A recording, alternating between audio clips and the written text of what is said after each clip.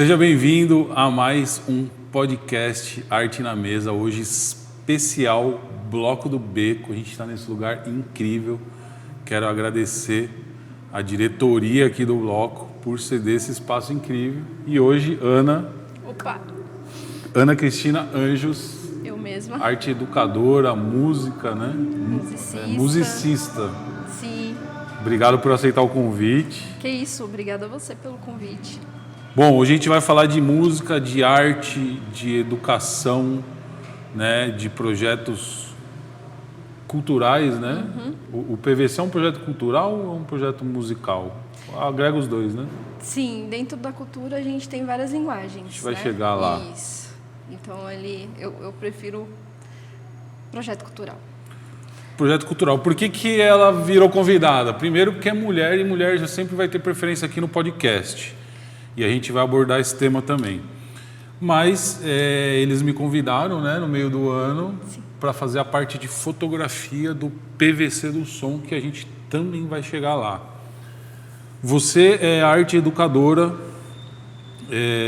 formada na Unisantana como licenciada em música, né? Sim. Quando que foi que você se formou? Por que você foi para isso? Como que a música começou na sua vida? Fala pra gente aí. Nossa, essa história ela é longa, mas vou tentar resumir para vocês. Tá. Eu tive várias referências musicais na minha infância. Uma delas foi um cunhado que tocava violão.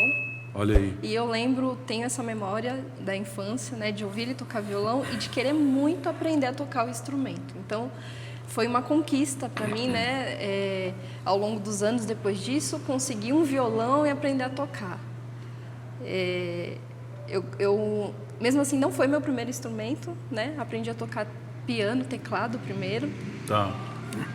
Tudo pelo viés religioso, né, a minha família é muito católica e aprendi na igreja muitos instrumentos. E um deles foi o teclado, o órgão, por causa do canto, né, que eu cantava no coral da igreja. Então, começou um pouco aí.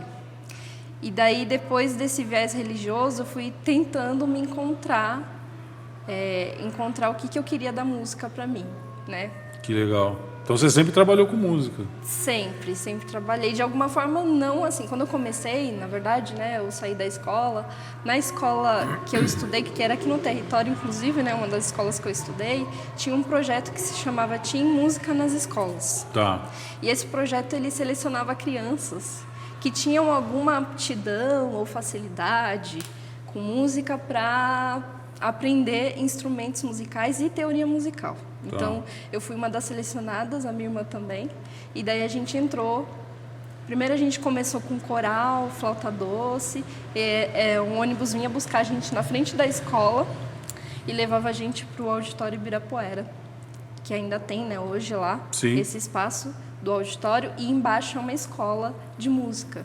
Olha que legal. Então a gente pegou bem o comecinho dessa escola de música, a escola do Auditório Ibirapuera. E daí a gente começou primeiro canto, flauta, depois a gente foi para os instrumentos mais específicos. Então a gente aprendeu de tudo um pouco. Eu fui para o clarinete, minha irmã foi para a trompa. Tá. E era muito legal. A gente tinha uma bolsa que a gente recebia para continuar, mas eu fui crescendo, né? Acho que eu fiquei uns 2, 3 anos. Fui crescendo e a pressão para ajudar em casa, né, com as contas, foi muito grande, então eu tive que entrar num curso profissionalizante e daí eu larguei a música. De outra área, o curso profissionalizante? Curso profissionalizante desses que tem no bairro, né, que a gente começa. Do que era? Era para aprender o básico de informática, língua, linguagem de trabalho, Nossa, né, enfim. não imagino você trabalhando com informática. Não era o meu objetivo, mas na época pra gente era uma forma de acessar o mercado de trabalho. Sim. Né? A instituição, inclusive, ela existe ainda hoje. É uma instituição aqui muito potente no bairro que fortalece os jovens. Né? Quer falar o nome? Fala aí. Sim, chama Crescer. Crescer. Ali, já ouvi falar, já. Próximo do cemitério São Luís. Tá. E foi um start para mim também participar ali, né? Porque a gente conhece vários jovens, conhece várias pessoas. E daí, depois dali, eu fui trabalhar no consultório odontológico, fui fazer estágio, foi meu primeiro emprego. Que legal. Trabalhei como secretária, assim, sabe? Sim. E daí, o meu trabalho de secretária começou a se mesclar ali um pouco com o trabalho odontológico, às vezes a doutora me puxava para trabalhar com ela. Eu tô com uma cárie aqui, cara. Que brincadeira. Que eu já quero pegar a dica. Né? Mas era assim, uma coisa louca. Depois disso, ainda fui trabalhar numa metalúrgica. Puta, meu segundo emprego foi office boy numa metalúrgica. Eu trabalhava numa metalúrgica de rolamentos. Olha, que legal. Eu fazia escolha de rolamento. E daí foi que eu De skate, não? De tudo. Tinha de skate também? Era aquelas esferas para rolamento. Então, podia ser rolamento de qualquer coisa. Mas era mais para automotivo do que para outras coisas. A gente trabalhava com esferas, né? Escolhia as esferas menorzinhas. E os outros tipos de rolamento maiores a gente fazia a escolha mesmo. As mulheres elas eram contratadas para fazer a escolha. E eu era muito boa nisso. Daí eu comecei a descobrir que eu tinha muitas facilidades na vida, né? Não fiquei na metalúrgica porque ela se mudou para Sorocaba. E aí eles fizeram um plano de demissão. Eu entrei nesse plano, saí. E daí quando eu saí, eu falei, acho que agora eu ganhei uma chance de tentar música de novo. Que legal. Na vida, assim, né? E eu tinha acabado de me casar, o meu parceiro na época, ele falou, não, vai então, eu seguro o rolê, ele estava trabalhando, né? E daí eu pesquisei na internet e descobri a ETEC de Artes. Ah, tá. E é o curso de música que é lá no Parque da Juventude, né? Tá. Onde era o Carandiru. Sim. Então eu ia de ônibus todo dia, 2 horas. Daqui pro de Carandiru. 2 a 3 horas de trajeto para chegar na linha azul e da linha azul ir para lá, porque não tinha esse metrô da É um linha mó Oeste. rolê, né? Era mó rolê. E aí eu me formei primeiro em canto, daí quando eu estava terminando o canto, o técnico em canto, eu comecei regência, mas eu não finalizei. Tá. Eu tranquei porque eu queria fazer a faculdade. E daí foi por lá que eu conheci a Uni Santana, né? Que é muito próximo, assim. A Uni Santana fica ali quase do lado. Eu ia uma perguntar, estação. pô, você foi fazer faculdade lá em Santana, morando aqui no extremo sul. Foi indicação dos próprios professores de lá da ETEC, que eram muito legais, assim. E daí eu fui fazer a Uni Santana. Também foram 3 anos, assim, de muita dedicação, luta, né? Para conseguir, porque foi paga, né? A faculdade, então eu tive que começar a trabalhar para poder sustentar, né? Ali o rolê. Não é fácil, né? Não, e mesmo com a ajuda, assim, de alguns subsídios da própria faculdade, né? Como tipo uma bolsa, né? Tá. Que era ali que eles colocavam pra gente, eu consegui fazer e daí tinha desconto na mensalidade e eu conseguia pagar. Mas eu trabalhava, já comecei bem a trabalhar naquela época, que acho que era 2010, comecei a trabalhar na minha área. Aí eu fui chamada aqui no território por uma empresa que prestava serviços de aulas de teatro nas escolas do bairro.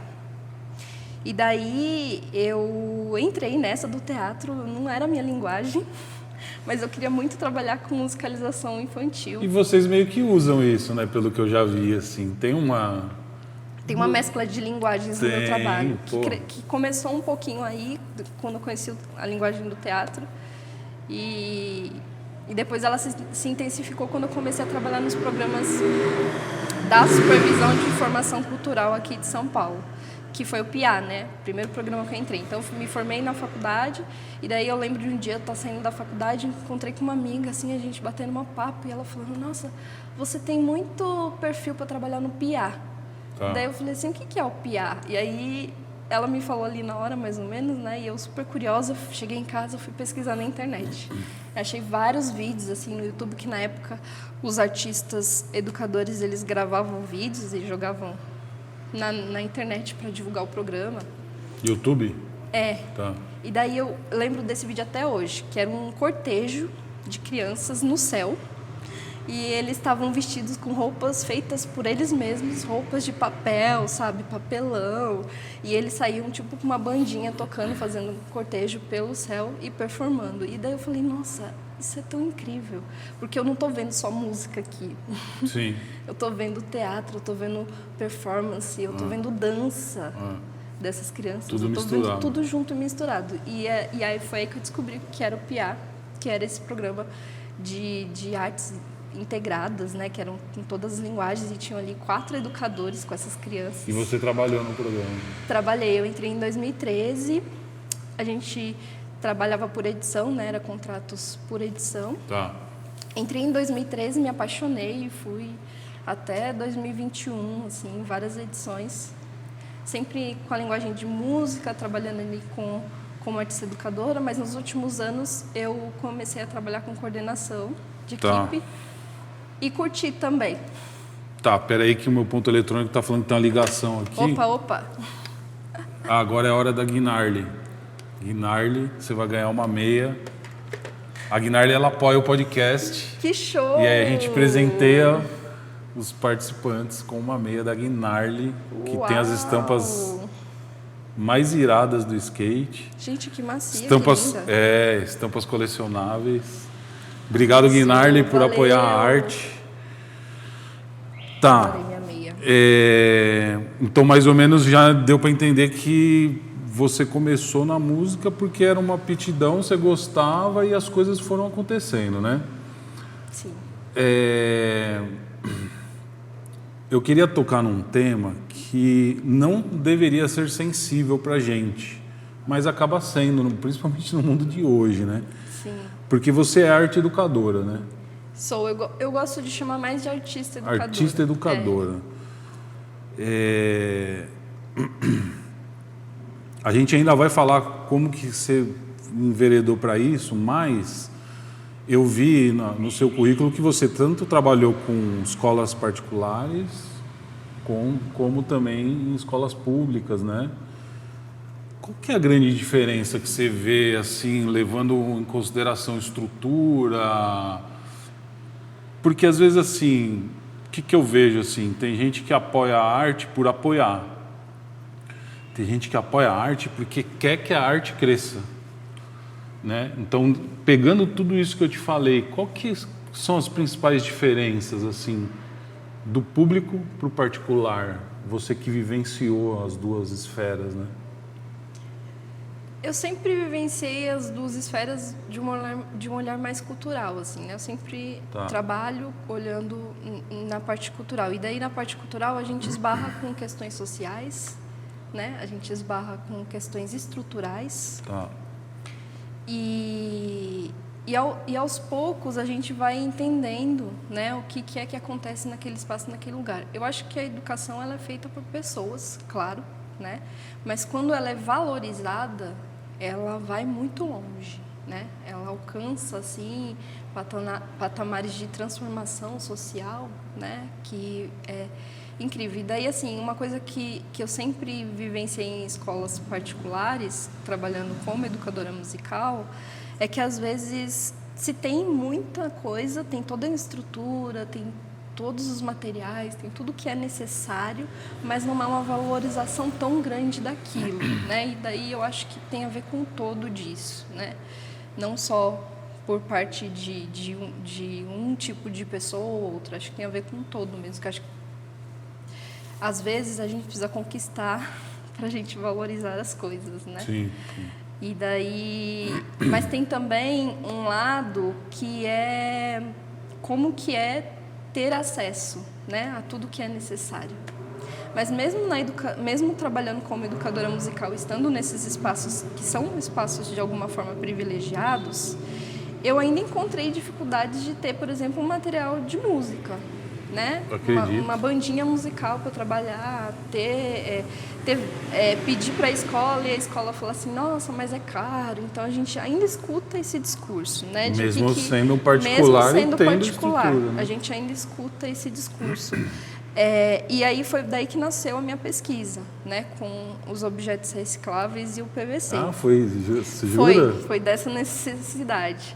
Agora, voltando ao assunto, a escola pública, eu sempre, dentro dos programas, né, da supervisão de formação, a gente já atuou em CELS, em em CCAs, né? Tá. E a gente vê muita falta de estrutura, né? Muita falta de preparo dos profissionais. A gente vê muita gente que é preparada e que está ali remando contra, né? Toda essa questão estrutural que envolve trabalhar naquele espaço. E a gente vê de tudo. A gente vê pessoas muito envolvidas e que têm dificuldades, mas que são muito felizes no que fazem. E a gente vê pessoas que estão ali só pelo salário, porque precisam do trabalho e não tem uma outra alternativa, e daí fazem de qualquer jeito. Então, a gente encontra de tudo. Isso é muito comum em todas as áreas, Isso até, é na muito verdade. comum. E daí, quando a gente entra nesses espaços, a gente também tem que ter um rebolado para lidar com essas estruturas diferenciadas, né? A gente tem que ter uma certa forma de conversar com as pessoas para que a gente cative elas para o que a gente vai desenvolver ali, né, de alguma forma, para que a gente consiga de verdade fazer uma parceria. Porque eu acho que a cultura ela tem esse poder, né, de quebrar algumas paredes, né, desfazer alguns paradigmas, né. Então, já entrei em espaços que não acreditavam na educação, nessa educação mais aberta, né, em que a gente dá espaço para a criança falar, em que a gente dá espaço para a criança ser quem ela é, né. Então, a gente entra muito nesses espaços. E daí, depois de alguns meses de conversa e de diálogo com os educadores, com a gerência daquele local, a gente começa a perceber que as pessoas vão mudando, sabe? Vão se transformando. Nossa, é possível, né? Vocês têm uma forma de fazer que é possível. A arte é transformadora, né? Não tem... Tem esse lugar de acessar que ele toca muito no emocional das pessoas, né? Que eu acho que mexe também com a memória, né? Que as pessoas construíram ao longo da vida, né? Com arte. Sim. Mas acho que é isso, assim. Daí a minha pesquisa de música com o PVC, principalmente, né? Nasceu dessa necessidade. Não tinha estrutura. Pô, vamos buscar estrutura. A gente precisa de alguma qualidade para o que eu vou produzir aqui. Fala o que é, já que você já abordou, vamos junto. O que é o PVC do som, assim? Já falou mais ou menos de onde que veio a necessidade, né? Mas fala pra galera o que está sendo, porque assim, o PVC do som passou em 5 cidades, é isso? Isso. Uma oficina, Agora né? já estamos na 5ª cidade. Então, né? já fala aí pra galera o que é o PVC do som. Bom, o PVC do Som é um projeto, né, de arte, música, educação, artesanias, né, saberes e fazeres geracionais. É um pouco de tudo isso misturado. Tá. Que tem o objetivo de promover a educação musical. Então, a gente entende que a partir do momento que a pessoa tem um instrumento, ela pode começar a experimentar, sabe? Fazer uma coisa que muitas vezes as pessoas não fizeram, né, na sua infância, que era ter um instrumento para experimentar. Sim. Então, justamente por causa desse acesso, né, que sempre foi dificultoso, assim, né? As pessoas não conseguiam acessar um instrumento porque era muito caro, né? Então, às vezes, tinha alguns instrumentos chaves que eram instrumentos mais fáceis de acessar, né? Chocalho, violão, né? Que algumas pessoas tinham em casa. Que mais que eu via que as pessoas tinham? Pandeiro, às vezes, né? Por causa das rodas de samba, que fazem parte também da nossa história. E daí o PVC veio nesse movimento, né, de tornar possível o acesso à musicalização, em primeiro lugar, que eu acho que a gente não consegue tocar nenhum instrumento se a gente não for musicalizado antes, né, passar por esse processo de se educar musicalmente. O que é o educar musicalmente, assim?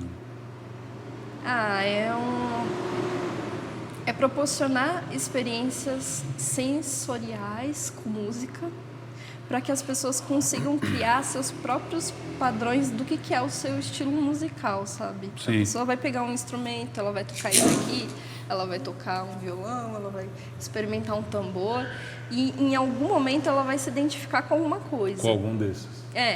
Alguma coisa vai chamar a atenção dela. Sim. E é nesse momento que ela vai, talvez, construir ali a sua relação com música, sabe? Ou, às vezes, ela escutou uma música que tocou emocionalmente ela muito forte, ela não sabia o que era aquele instrumento. Daí, ela foi eu, por exemplo, lembro, né, de quando era acho que era bebezinha, não lembro quantos anos eu tinha, que eu ouvi o sax do... Ai, gente, era uma música que tocava muito na Antena 1. Esqueci o nome do cantor que tocava sax. Tá. Tocava... Ah, eu sei que música é essa. Kennedy. Kennedy. Eu sou péssimo de nome. Eu também, Kennedy. Eu ouvi essa música e eu lembro de eu chorar ouvindo essa música. Eu lembro da sensação, da emoção que essa música fazia em mim quando eu era bebê. E depois que eu cresci, que eu fui para a escola do auditório, conheci os instrumentos da orquestra, eu consegui identificar que era um sax, né? Tocando, nossa, porque naquela época a gente ouvia rádio, a gente não tinha televisão, não sabia o que o músico estava tocando, você não tinha essa dimensão, você só ouvia. Então, essa construção musical, ela é muito individual, né? E ela vai a partir das experiências que a pessoa tem. O que é proporcionado para ela na infância? O que é proporcionado para ela durante a vida, né? Sim, sim. Então, tem muita gente que gosta de ir para roda de samba, né? E daí, depois se descobre ali, experimentando um pandeiro, um chocalho, porque gosta, né? Sim. Vocês... o PVC do Som, ele nasce... a gente vai falar do coletivo Ano de Girassol, mas o PVC do Som, ele nasce... Se eu estiver falando besteira, você me fala. De um projeto que vocês escreveram para a Lei Aldir Blanc, né? É isso? Vocês precisavam de um nome e aí nasce o PVC do Som. Ou já tinha esse nome guardado na manga? Na verdade, assim, eu comecei a pesquisar a construção de instrumentos com materiais alternativos, né? Durante muito tempo eu utilizei garrafas PET, né, nessas construções. Tá. Só que a garrafa PET, ela tem suas limitações também, né? Dependendo da forma como a gente utiliza, não dura muito. E daí eu lembro de um dia estar passando ali na marquise do Ibirapuera, do Parque Ibirapuera, e eu encontrei uma barraquinha, que eu não sei se você lembra, tinha uma feirinha que acontecia lá na marquise. Sim. Que ficava uma galera de artesanato vendendo coisas. Lembro. E daí eu encontrei pela primeira vez o meu mestre, Afonsinho Menino. Tava esperando você falar. E eu vi a mesa dele, assim, né, a barraquinha dele, com um monte de instrumentos construídos com material reciclável, tinha coisas de PVC, tinha coisas de madeira, tinha de tudo, né? E daí eu parei para olhar esses instrumentos, né? Os olhinhos já brilham. A gente bateu um papo ali. Foi lá que você conheceu ele? A primeira vez que eu conheci ele foi lá. E daí ele me passou a página dele, comecei a seguir o trabalho dele, fiquei acompanhando, assim. E o mestre, ele circula muito por Sesc, né? Que ele também promove oficinas, né? De construção dos instrumentos que ele fabrica. E daí, nesses acompanhamentos que eu estava fazendo, vendo assim rede social, ele publicou uma divulgação para o Sesc São Caetano que ele ia fazer a oficina de chequerê. Oh, que legal. E eu fiquei... O que é o chequerê? Eu acho que tem uma aqui. Posso pegar para Pode. mostrar? Pega aí. Tem um pequenininho aqui, não é muito grande. Mas eu sei o que é o chequerê. Eles não são maiorzões assim, né? Não tem? Tem. Aqui, inclusive, tem, né? Uns grandões, assim. Deixa eu só ajustar ele aqui, que ele tá fora de centro. Pronto. Então, esse daqui é uma versão bem pequenininha, né? Do que é o chequerê. É tipo uma cabaça, isso? Sim, que é o nome? ele é fabricado numa cabaça. Tem essas contas, né? Que a gente compra como miçanga. E que ela é trançada, né? Ao redor do instrumento. E fica essa franjinha aqui sobrando, né? Sim. Então a gente tem os ABs também, né? Que fazem parte dos grupos de maracatu, né? Tá bem presente no maracatu. Isso é uma espécie de... É tipo um chocalho, né? Sim, é um tipo de chocalho. Chocalho é uma nomenclatura grande para tudo que se sacode na música. Sacode. Mas esse é um chequerê. Isso. E daí eu aprendi, o primeiro instrumento foi esse. Eu lembro que eu fui com a minha mãe para essa oficina, com o meu sobrinho, que ele tinha acho que uns 10 anos na época. E a gente foi, e assim, no começo eles não estavam dando muito, né, para oficina, e daí começaram a se envolver. Minha mãe construiu o chequerê dela. O meu sobrinho também, inclusive, ele tem essa memória, né? Que legal. Ele me fala ainda até hoje disso. E para mim foi muito importante esse primeiro contato. Daí aprendi a fazer o chequerê e aí eu falei, nossa, tá aqui uma pessoa, né, que conhece muito de música, né? Vou grudar nele. Daí grudei no Afonsinho, toda vez que tinha oficina, eu tava lá junto, aprendi. E aí, aos poucos, eu fui chegando no espaço dele. Ele tinha um espaço bem próximo da Biblioteca Monteiro Lobato. Morava por ali, na rua, É Santo Amaro, isso? Não, é... Monteiro Lobato? Bela Vista, eu acho. Lá pro centro. É, mais pro centro, é. E daí, eu ia lá e ele tinha as construções, né, que ele já tinha loja, já vendia internacionalmente, inclusive ele vende, né, internacionalmente. E aí eu fui fazendo ali os instrumentos com ele, ajudava, né, no ateliê, ia fazendo os instrumentos e conhecendo. E também sempre que tinha oficina no Sesc, eu estava lá junto. Então fui me tornando essa aprendiz. E é legal que o PVC do som, hoje vocês têm uma ênfase de reciclar, né? Sim, um dos objetivos nosso é olhar para esses materiais que ficam, né, de resto de construção, que sobra, olhar de uma forma diferente, falar, nossa, isso aqui pode ser um corpo sonoro para um instrumento, né? Dá para construir um instrumento musical com isso. Sim. Não só isso, né? Tem vários outros materiais que a gente descarta e que são possíveis, né? De utilizar tampinhas, né? De garrafas PETs, as próprias garrafas PETs. Rolhas, né? Rolhas, tem várias coisas que a gente utiliza que vai agregando nessas construções. E daí esse projeto nasceu de oficinas, assim, eu fui começando a dar oficinas, primeiro eu fui começando a construir para mim mesmo, para as minhas aulas de educação musical. Sim. E daí eu comecei a montar para as oficinas culturais, oficinas de construção de instrumentos musicais, tá? Então, eu entrei na pandemia, aí entrou a pandemia e eu entrei com 2 oficinas de construção online, né? Online. Que loucura. Eu tive que adaptar tudo que eu sabia para o online, assim, né? Que foi um dos maiores desafios. Eu tô imaginando aqui. Pega aí a agulha, né? Você tá na câmera. Pega aí na sua casa a agulha, sei lá. Nossa, foi bem difícil, assim, porque a gente... Eu lembro que a gente chegou a distribuir materiais, mas acho que isso foi depois, foi no ano seguinte. No primeiro ano a gente fez com que as pessoas tinham em casa mesmo, né? Sim. E muitos não tinham PVC, então alguns instrumentos no começo, por exemplo, o caboletê, né? Que é aquele instrumento que a gente sacode assim. Certo. No começo ele foi feito com aquele meinho da fita adesiva, sabe? Certo. Que é aquele tubinho, né? Faz sentido, né? Então ele foi produzido primeiro com aquilo, e daí algumas pessoas perguntavam, eu posso substituir o tubo de esgoto do tambor por um tubo de tecido, né? Que eu encontrei ali na rua? Pode, a gente vai usar o que é possível. Pode fazer até com um balde, se o cara quiser, né? Um balde, a gente foi adaptando. E aí eu gravava, né, os vídeos, ia para um grupo lá de Facebook, né, que a Casa de Cultura, o Centro Cultural abriu um grupo pra gente, só para fazer a oficina. E os participantes entravam lá, então era muito massa, assim. E daí essa oficina do PVC do som, ela foi começando a ganhar corpo aí, né? Tá.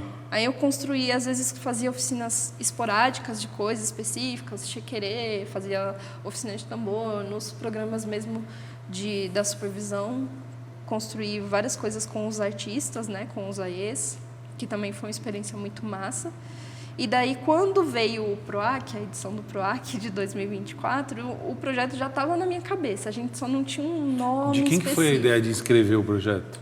Foi minha. Foi sua. Quem que escreveu? Eu. Você. Maior trabalho escrever.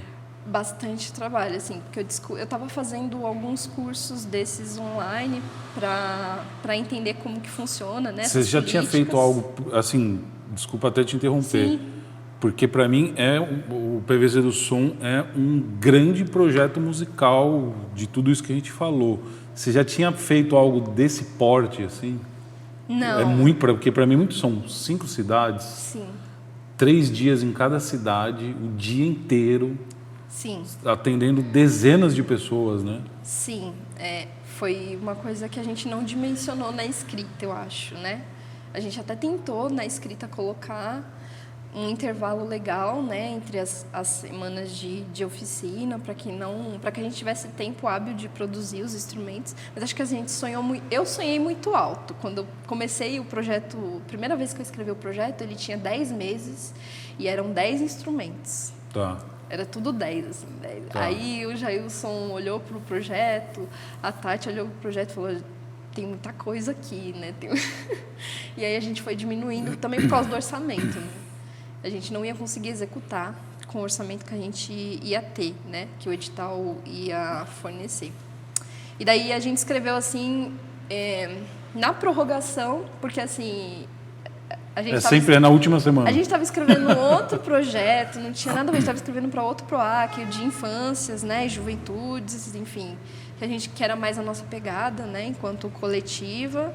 E aí fui eu que lancei. Eu falei, gente, estou com a ideia desse projeto assim, assim, assado. Mas e aí, vocês topam escrever? A gente tem 3 dias. Tá.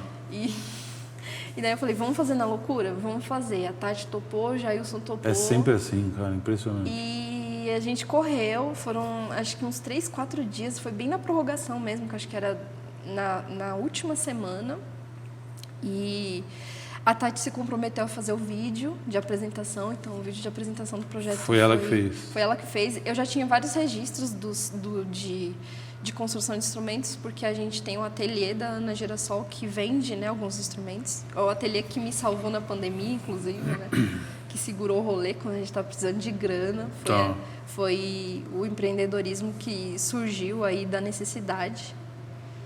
E daí a gente escreveu e fomos contemplados. Foi uma surpresa para mim. Sabe o que me impressiona nesse projeto? É que é legal que parece que eu vejo de fora, mas eu tô dentro. Porque até me emociono quando acaba o último dia da cidade, eu fico emocionado. Puto, vai acabar. Mas o que me impressiona é que ele atende todas as idades. Eu vi criança ali de 5, 6 anos, talvez, e vi idoso de 60, talvez 70 anos, se eu não estiver falando besteira. Ele atende todo esse público, né? Sim, a gente queria que fosse o mais acessível possível a todas as faixas etárias. Claro que tem limitações para construção com crianças muito pequenas, Sim. porque a gente utiliza objetos cortantes, né, objetos quentes, mas a gente vai contornando ali conforme a necessidade. O adulto ajuda a criança, e para que a gente não exclua ninguém mesmo de participar. Sim. E essa semana, inclusive, a gente atendeu uma criança de 2 anos, não sei se você viu. 2 aninhos ali sentada participando, e ela queria ver o instrumento. Por mais que ela não participe efetivamente, mas ela está tendo contato, ela está tendo contato visual, físico, sim, né? Sensorial, ela está observando ali o que está acontecendo, que é uma coisa diferente, e a avó dela participando, né, construindo o instrumento. Então, tudo isso pra gente é muito gratificante mesmo. Sim, né? Eu acho sensacional.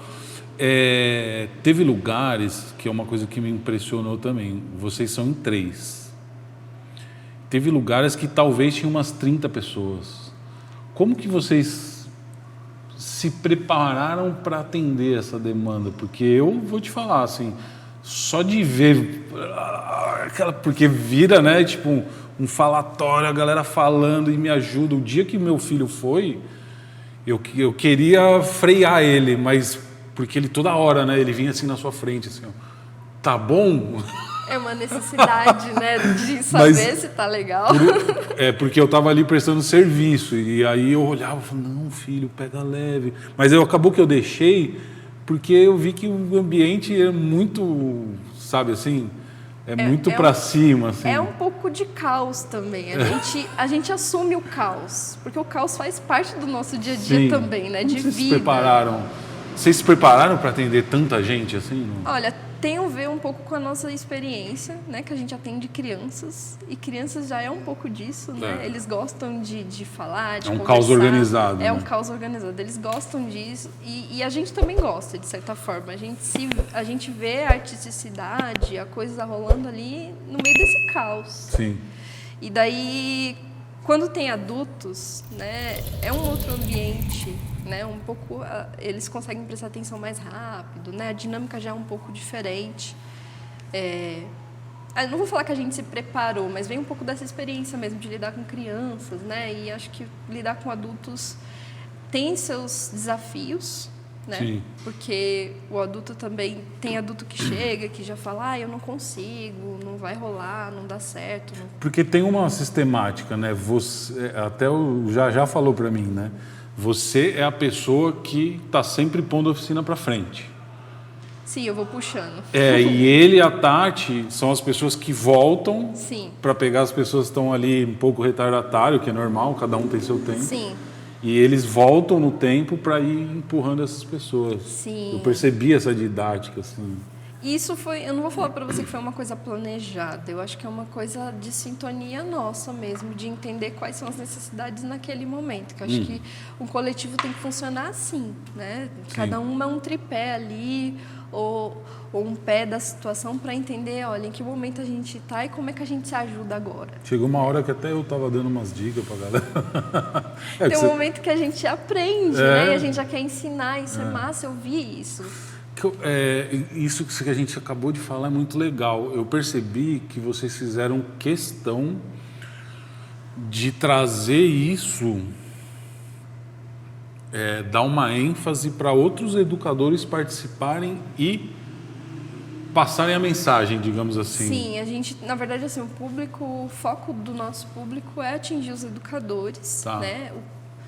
Porque que é o nosso público-alvo, porque a gente entende que os educadores estão diretamente com as crianças nas escolas e eles podem replicar esses saberes, né?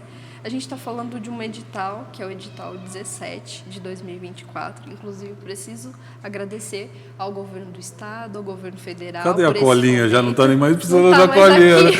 Mas vou agradecer porque é muito importante que esse fomento exista, né? A gente tem o PROAC, que é do governo, o PROAC Editais, que é do governo do estado de São Paulo, e a gente tem agora a Lei Aldir Blanc, né? Que é uma política aí, né, de 5 anos, que é muito importante, vai fomentar vários projetos culturais, e a gente teve a sorte de estar dentro de um dos selecionados. Sim. Então, gratidão mesmo por ter sido selecionado nesse edital. E, bom, olhar para isso, olhar que os educadores são pontos, né, chaves. A gente está falando de saberes e fazeres artesanais, que são saberes geracionais.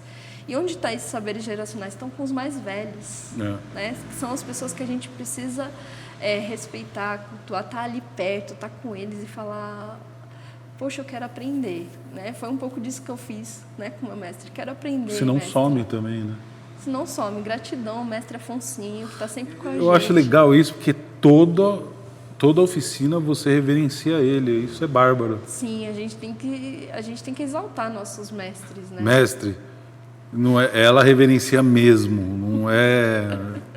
Ela reverencia mesmo. A gente precisa, porque é um lugar de detenção de saberes, né? E da escolha de passar isso para frente, para outras gerações, né? De colocar. O que ele faz de circular tanto espaços culturais, né? De construir, de estar, né, nesses espaços que também são público-privados, que é levar esses saberes, né? Vi esses dias ele construindo atabaques, né? Tá.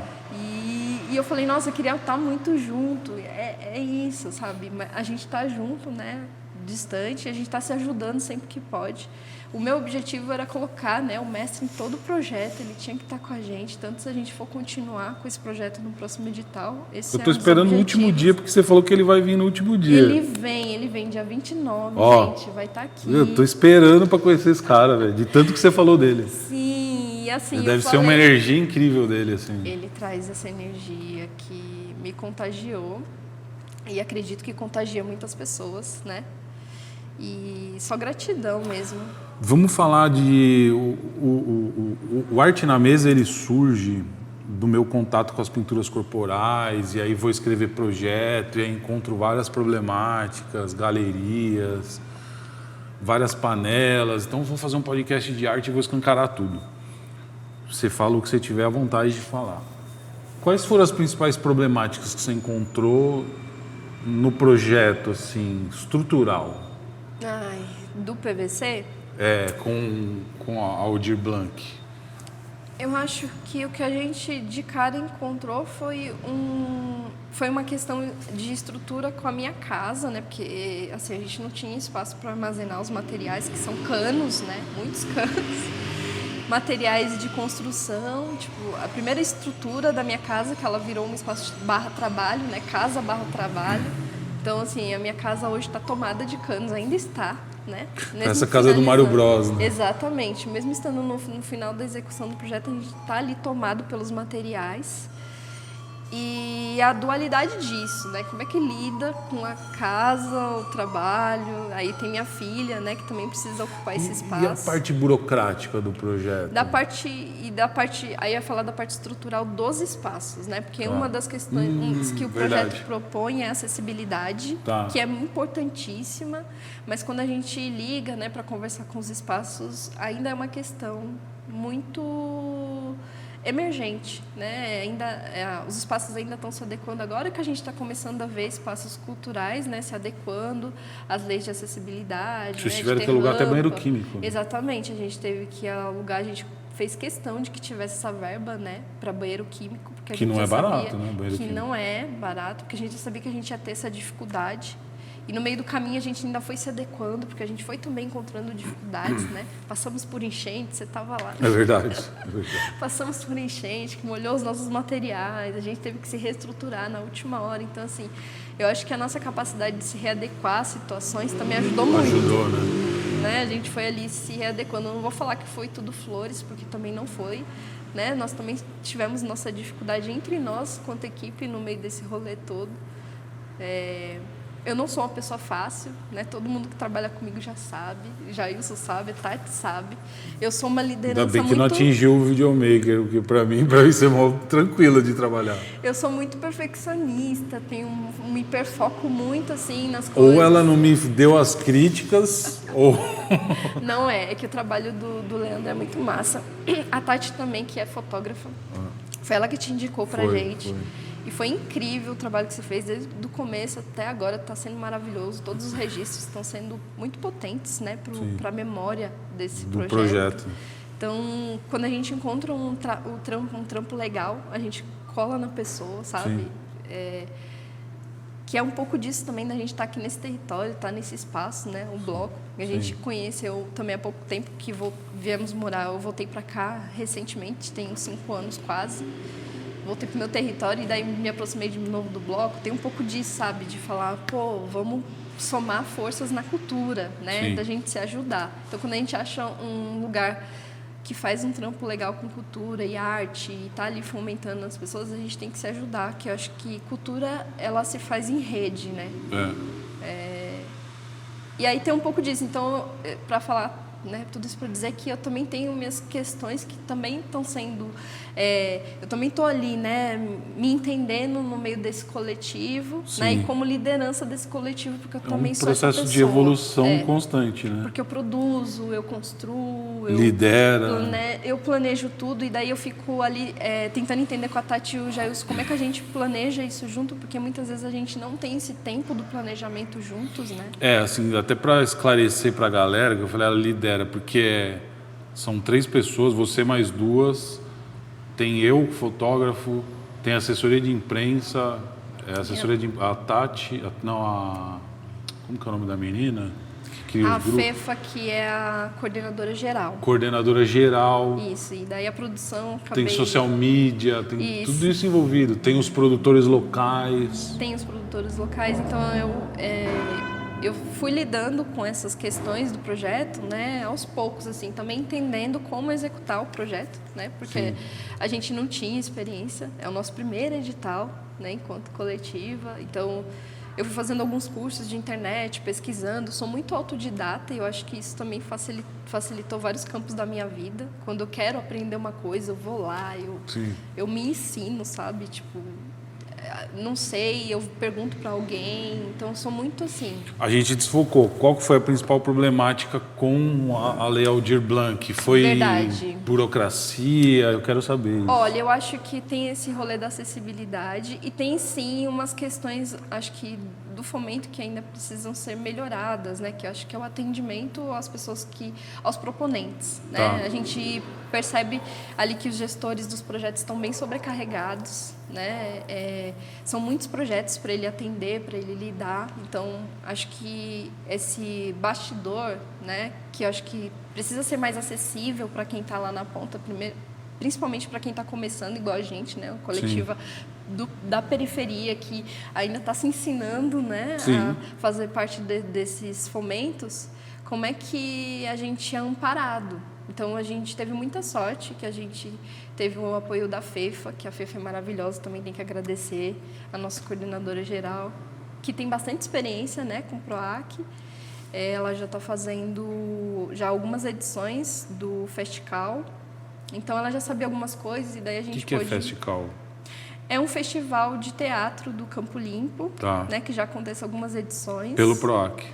Pelo PROAC. Então ela já carrega uma boa experiência. Sim. Mas ela não trabalha lá dentro, ela é uma pessoa de fora que dá essa assessoria para quem tem projetos aprovados, é isso? Não, ela é tipo proponente, né? Ela é a proponente do festival, então ela já tem a experiência. Escreve isso, ela escreve projeto. A FEFA ela tem vários trabalhos, né? Também na área cultural, mas sempre ligado ali à produção, né? Coordenação. Também já coordenou espaços Quem que indicou públicos. ela para você? Eu conheci ela trabalhando no PIA, ela era gestora da Casa de Cultura do Campo Limpo na época, e né, a gente conheceu ali pela primeira vez, articulando o programa, né? E depois o PIAPI. E aí depois ela saiu e a gente continuou em contato, né? Conversando, trocando, como amigas mesmo. E daí ela chamou a gente para trampar, né? Enquanto coletiva. E daí ela recentemente virou mãe, né?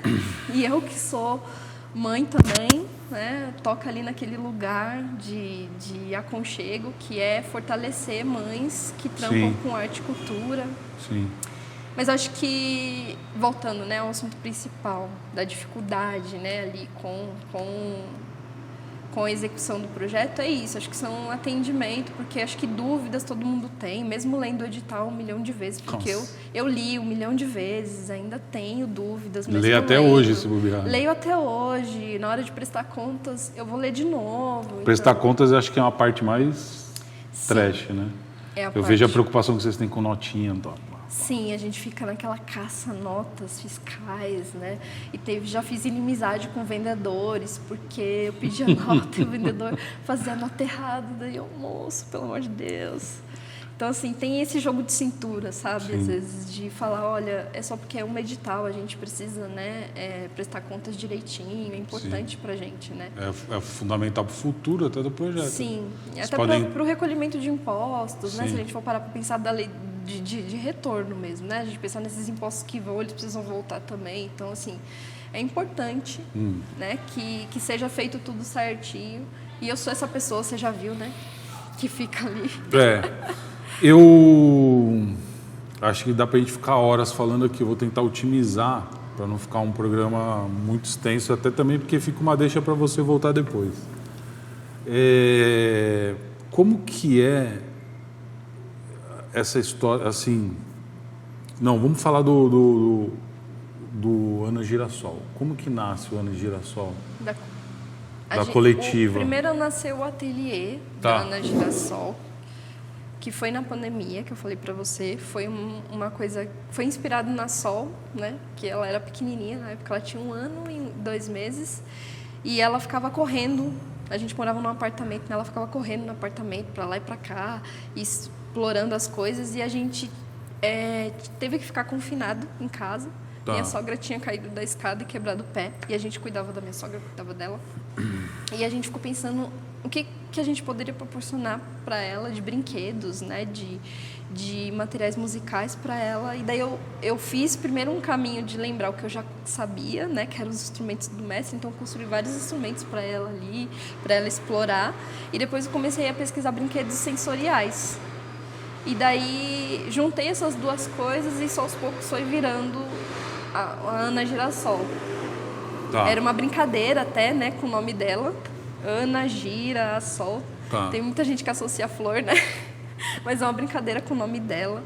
Porque foi mesmo em homenagem a esse brincar dela que a gente queria que fosse livre, né? Experimental. Eu lembro que eu fui numa biblioteca, existia uma estação de...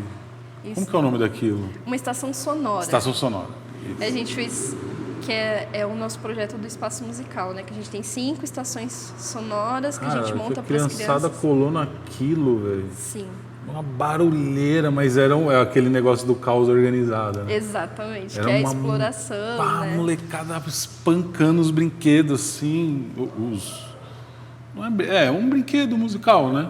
Sim, são materiais recicláveis ali, alguns... Que geram sons diferentes. Que geram sons diferentes, e daí a gente foi organizando essas estações, tinha a metaleira, tinha os batuques, né? Aquilo eu achei fantástico. As crianças amam. Na verdade, assim, é uma das partes da educação musical que eu mais amo, que é ver as crianças experimentando os instrumentos musicais, sabe? Porque eles descobrem formas diferentes de tirar som do mesmo instrumento. Eles brincam de formas diferentes com o mesmo material. O Jorge, com o cabuletê, ele estava fazendo uma música, tipo, moderna. Sim. Com um cabuletê. Eu falei, mano, olha o meu filho. Quando a gente propõe espaços que são potentes, as crianças, elas criam sozinhas. Elas não precisam de mais nada.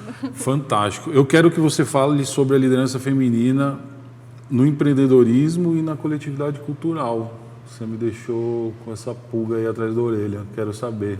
É que ainda é um tabu ainda, né? Que nós mulheres estamos quebrando, né? Que é de se colocar como liderança e das pessoas enxergarem a gente como liderança. Como líderes. Então, eu vou para vários trabalhos, né, com o Jailson e a Tati, mas quando tem alguma coisa ali de produção, alguma coisa, às vezes os motoristas, enfim, sempre se remete ao Jajá. Ao Jailson. É.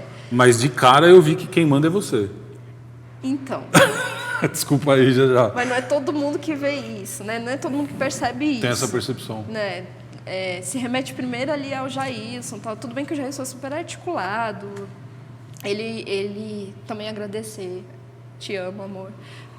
Que é a pessoa ali parceira de vida. Guerreiraço, né? Nada disso seria possível se não fosse ele junto comigo nessa caminhada. Ele topou, né? Tudo isso desde o começo. Mas, assim, é um rolê que é difícil da gente se enxergar nesse lugar de liderança, justamente porque a gente encontra essas questões, né? A gente está comendo, às vezes, num lugar, chega uma pessoa e fala, tá aqui a conta, e dá pro Jailson. Daí ele pega a conta e fala assim, não, quem vai pagar é ela. Porque eu acabei virando a pessoa que cuida, né, da parte financeira de casa. Eu sou mesmo a provedora, né? Eu sou a pessoa que não produz os trabalhos. Não significa que ele também não gere renda, né? Não, a gente está falando de liderança Isso. A gente tá falando... organizacional ali. Você que está ali no... Provavelmente você deve ter as planilhas, se você for igual eu. Tem que pensar em tudo. Eu tenho que pensar daqui a um ano o que a gente vai estar fazendo, do que a gente vai viver. O Jailson, ele tem muito potencial cultural, né? Ele é dançarino também. E isso acho que essa mensagem eu tenho que falar para os homens. Isso não é demérito nenhum para o homem. Sim. Isso não é demérito nenhum. Pelo contrário, o homem se reconhecer e entender que a mulher é a líder, sim, é um mérito para ele. É uma... Eu não sei, acho que se eu estiver falando besteira, as feministas podem me corrigir. Ou até você mesmo agora. É uma parte da evolução do homem entender que ele está com uma mulher que é líder. Sim. E acabou. Ele sempre...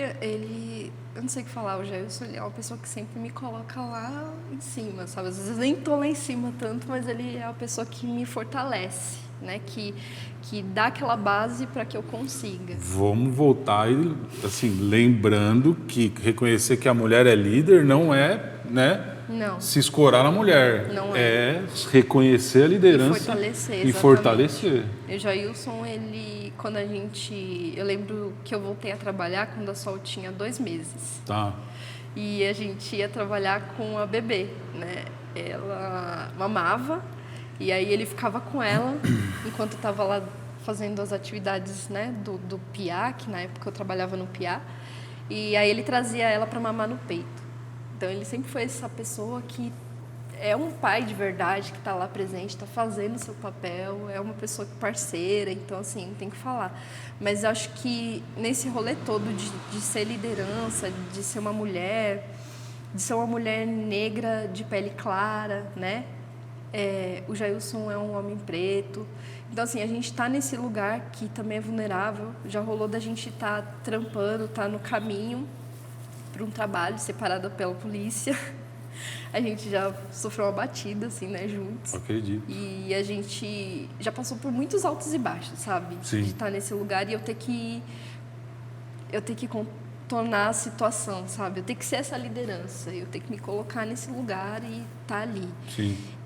E eu acho que, assim, não é ruim, né? Eu acho que só é ruim quando a gente vai ficando invisível nesse processo. Porque eu acho que o trabalho feminino muitas vezes é invisibilizado, né, pela sociedade.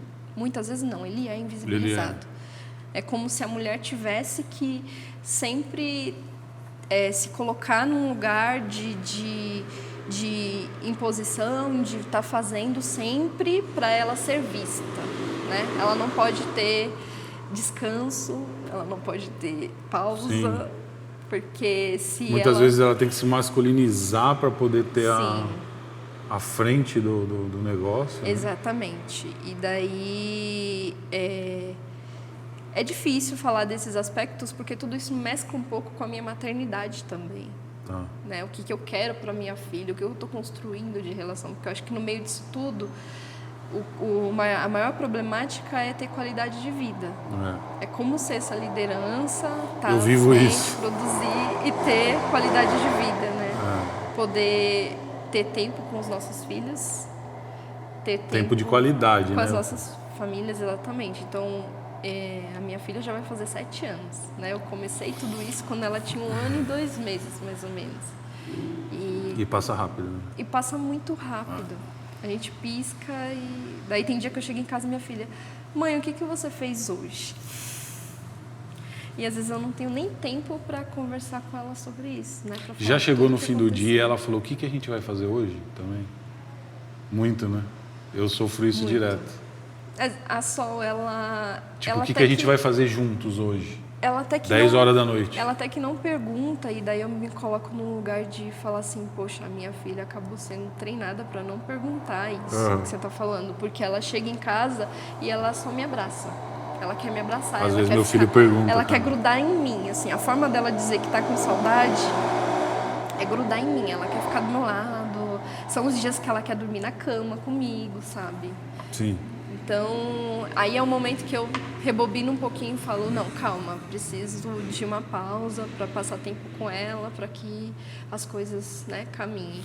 Então, é difícil estar nesse meio cultural, porque a gente lida com vários egos, né? Nossa. Artista, você já sabe, tem muitos egos envolvidos, então a gente encontra tanto pessoas do bem, quanto pessoas ali tentando te derrubar. Sim. Pessoas tentando te roubar, te enfraquecer. Te enfraquecer, exatamente. A gente encontra de tudo. Enfraquecer emocionalmente, às vezes. Sim. E não vou falar que eu já não me entreguei em alguns momentos, eu já me entreguei. A gente tem, como o Jailson fala, a gente tem 5 minutos para chorar. Precisa, às vezes, né, de desaguar. E a gente precisa também de rede, de alguma rede de apoio nesse processo, porque senão a gente enlouquece. Nesse momento, minha rede de apoio nesse processo está sendo a minha família. Sim. E a gente se ampara, né? De uma forma ou de outra. Os amigos que são também artistas, também são rede. Sim. Quando a gente se encontra para papear, para conversar, para falar sobre as nossas mazelas. Bom, me conta quais são os planos futuros aí para o ano que vem dos projetos, PVC do Som, Ana Girassol. O que vocês estão tramando aí? Conta para a galera. Eu acho que a gente ainda não sentou para digerir tudo que está acontecendo com a gente, né? Acho que a gente ainda precisa desse momento de troca, de falar um pouco sobre a experiência de cada um. Que até na Globo vocês saíram, né? Bem combinado. Saímos, sim. Pra gente é um motivo de conquista, assim, né? Estar nessas mídias, né? Essas grandes mídias é é só gratidão mesmo de todo esse percurso. Pra gente é um pouco de reconhecimento mesmo, né? De Sim. tudo que a gente tá passando, porque a produção em casa tá louca, né? Tá tomando as nossas Eu vidas. perguntei do futuro porque vocês estavam com um projeto de espuma de sabão pro carnaval, alguma coisa assim. Sim, a gente já tá, assim, né, recebendo contatos pro ano que vem.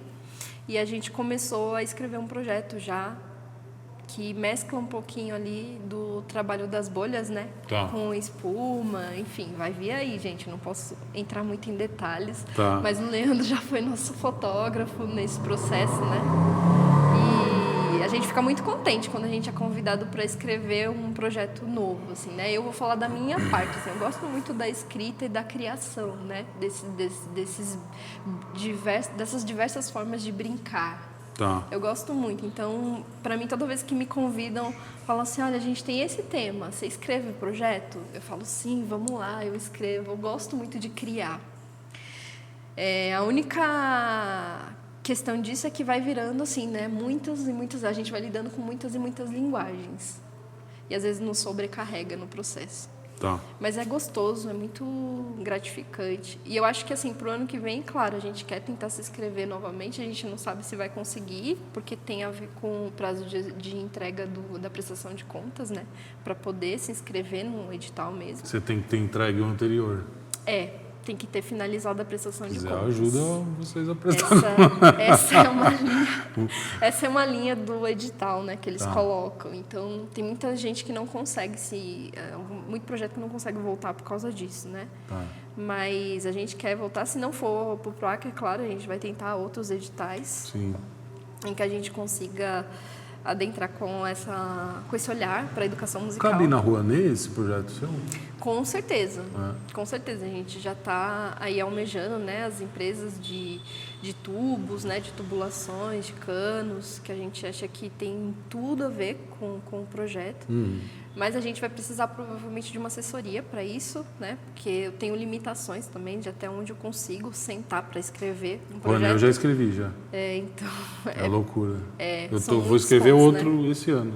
São muitos pontos, né, que eles pedem, né, de detalhes, assim, né? A aprovação eu acho que é fácil, o processo de A aprovação é automática.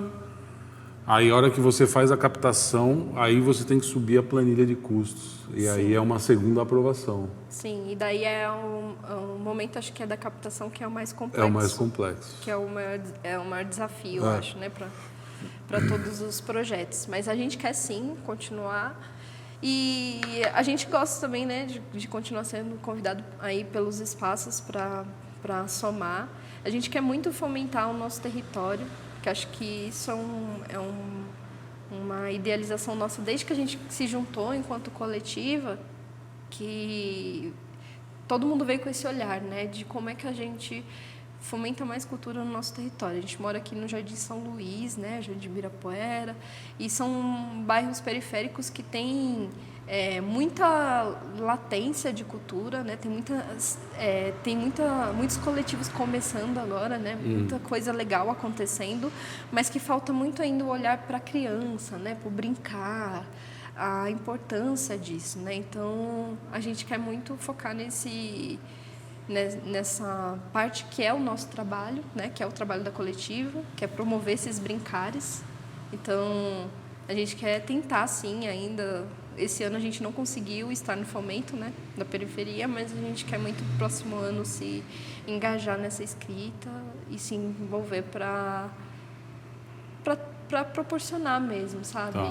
E estar junto, né? Sabendo que é uma necessidade. E com esses parceiros que a gente já está tendo aqui, né? O Bloco é um parceiro muito potente, que também tem um espaço de cultura na favela da Erundina, que chama Biblioteca Luiz Erundina, que também é muito importante ali, naquele espaço. E a gente quer muito somar força, sabe, nesses projetos. Tem o Espaço Felicidade também, que é um espaço cultural que está nascendo ali na favela da Felicidade, né?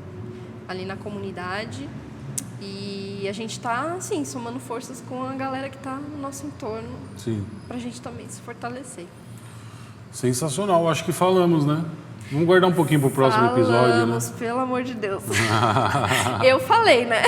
Porque ó, a problemática de ter um podcast semanal é esse. Se eu pegar aqui e puxar tudo de você, você vai voltar daqui 5 anos. Nossa, guarda mas alguma coisinha pro ano que vem, pô. Isso era uma coisa que eu ia falar, né? Que é muito importante ter esses espaços de troca, né? Acho que o que o seu podcast faz, esse trampo com arte na mesa é muito importante. Acho que a gente tem que falar mesmo sobre cultura e arte em todas as esferas, né? Foi um sonho meu. Me falaram, olha, não dá audiência podcast de arte. Um cara que já teve podcast de arte. Eu até parei de fazer. Eu participei de um outro podcast dele e ele tinha parado de fazer. Quando eu comecei, eu já sabia, assim. Mas você falou um ponto que hoje eu faço. O mais rico para mim não é a quantidade de views nem like. É essa troca, o que eu aprendo com os artistas que eu convido. Isso não tem valor. Exatamente, que é importantíssima essa troca. Eu tenho que falar que boa parte da minha experiência foi nessa troca. Aí, que loucura. Gratidão a todo mundo que passou, né, que eu conheci, que se abriu para esse compartilhamento, né? Sim. E não posso deixar de agradecer minha filhota Sol, maravilhosa, linda, da mamãe. Porque, né, nada disso seria possível sem você. Ela é minha inspiração todo dia. Legal. É a criança que me coloca pra cima, sabe? Sim. É ela. Então, Faz você acordar cedo também, né? Faz. Faz todo mundo acordar cedo, né? Meu, obrigado Que por isso, aceitar gratidão. o convite. Parabéns pelo projeto. Torço por vocês. Sou fã de vocês já agora de carteirinha. E é isso, falamos. Poxa, tamo junto. Valeu. Valeu. Para você que aguentou nós até agora, um beijo e até o próximo domingo. Tchau, gente. Valeu.